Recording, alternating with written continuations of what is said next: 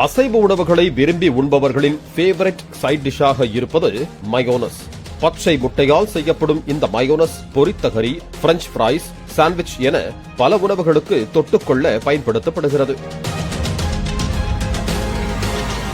கடந்த ஆண்டு தெலங்கானா மாநிலம் ஹைதராபாத்தில் மயோனஸ் சாப்பிட்டு ஒரு பெண் உயிரிழந்து 15 பேர் உடல்நிலை பாதிக்கப்பட்டதால் தெலங்கானா அரசு மயோனஸ் உணவிற்கு ஓராண்டு தடை விதித்தது. இந்த நிலையில் தற்போது தமிழக அரசு மயோனஸுக்கு ஓராண்டு தடை விதித்திருக்கிறது.